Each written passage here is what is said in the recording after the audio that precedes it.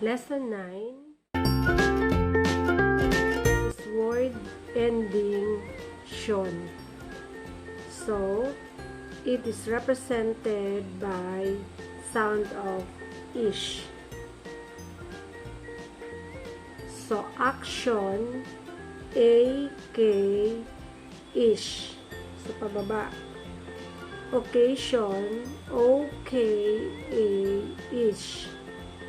Election, e-l-e-k, ish. Position, p-o-s-e, tion, or ish. Operation, o-p-r-a, ish. Physician, f-e-s-e, ish.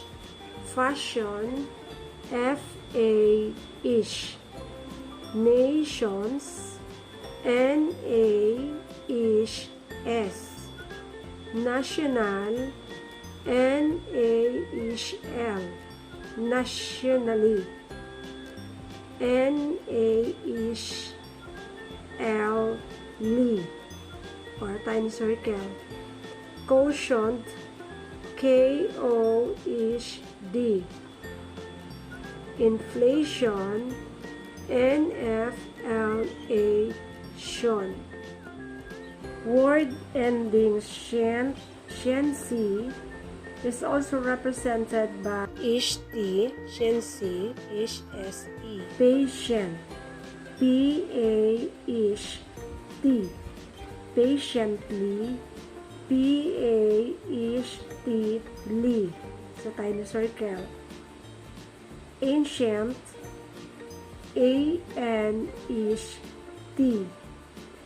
Efficient, e-f-e-ish-t.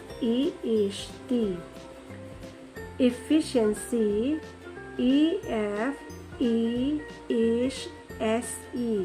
Proficiency, p-r-o-f-e-ish-se.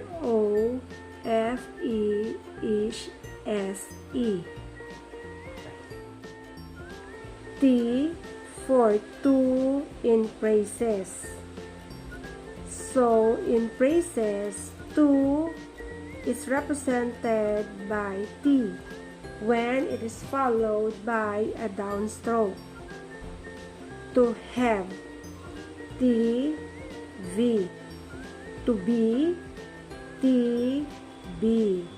To say, T, left, S-A. To see, T, left, S-E. To check, T, J-E-K.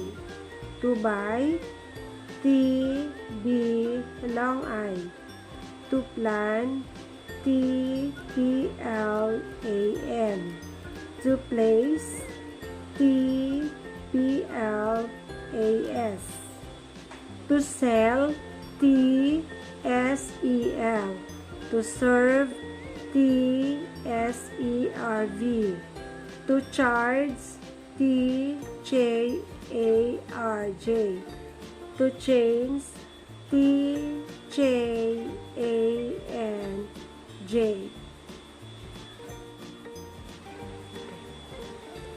We are now in lesson 9, reading practice number 4. To the staff, because our salespeople need a good deal more space to operate efficiently, we are going to move them to the first floor, a location which the National Television Corporation is planning to vacate. Period. This symbol is for capitalization. Okay. They will move on or before July 18. Paragraph. We plan to proceed with the move on the 90th of July. Period. Therefore, I would like all members of the sales section to finish their preparations for moving well before 5 o'clock on July 18, period. The movers will be here at 9 o'clock on July 19, period. If no hitch occurs, the sales section will be operating efficiently again by July 21 at the latest. Paragraph. I know that I can rely on your cooperation as well as on your patience while this move is taking place. Period. Beth Sweeney. Lesson 9, reading practice number 5. Dear Jem, as you may know, Harry Smith will be 21 on June 28, period. In honor of this occasion, I am planning to have a birthday celebration for him on that day at my efficiency cabin in Ocean Grove, period. I am inviting 7 or 8 of his college classmates to this celebration. Paragraph. Are you free on June 28? Question mark. If you are, please plan to be in Ocean Grove an hour or so before 5 o'clock. Paragraph. I sincerely hope, Jem, that we will see you on or before June 28. Period. Yours very truly. Reading practice number 6 of lesson 9. Mrs. Abby, I am really worried, period. Mr. Jerome Baker, Treasurer of the National Television Corporation, has not paid his bill for $650 in spite of the 4 collection letters he wrote him. Paragraph.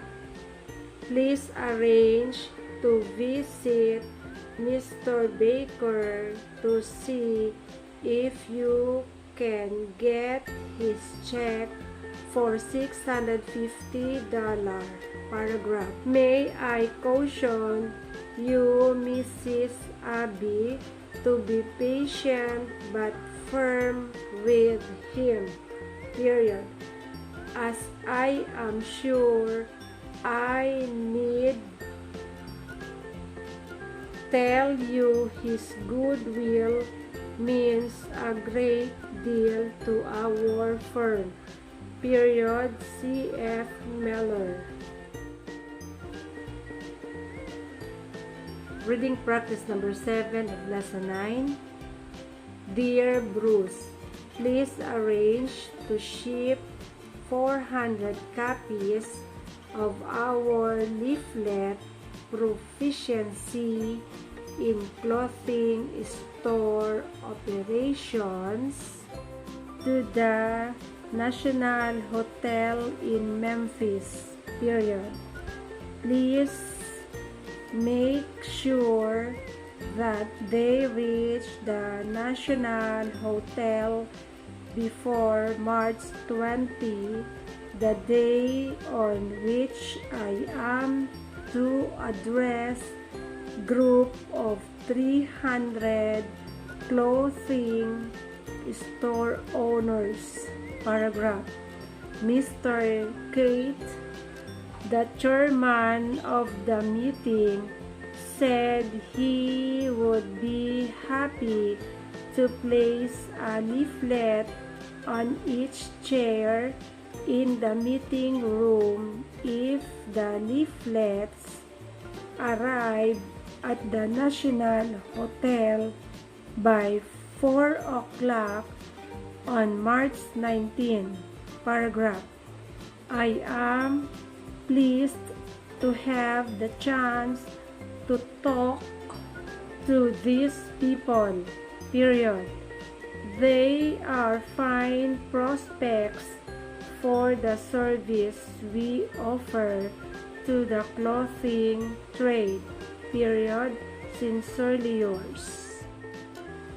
Reading practice number 8 of lesson 9. To the staff, it is with a heavy heart that I write this letter to the staff. Period. I have the sad task of telling you that our treasurer, Mrs. Mary Gates, will retire on July 30. Period. As you are remember, Mrs. Gates had a severe stroke early in March. Period. While she is rapidly regaining her health, her physician feels that she would be wise to retire. Paragraph. Mrs. Gates has served our firm with efficiency since 1970. Period. We are all miss her patient advice as well as her inspiration. Paragraph. No action will be taken to fill Mrs. Gates' position before the fall. Period. A. Smith. Practice number 9. Dear Madam, are you making plans for a vacation in June or July? Question mark. If you are, the attached pamphlet listing the finest vacation hotels in the West will help you with your planning. Paragraph. In all of these hotels, you can get a fine room for as little as $50 a day, which includes 3 meals a day. Paragraph. Before you make a final selection of a vacation hotel, why not stop in at the National Travel Agency? Period. We have 10 efficient people in our staff who will help you select a vacation hotel that will provide you with the greatest pleasure at the lowest cost. Period. Sincerely yours. Reading practice number 10 of lesson 9.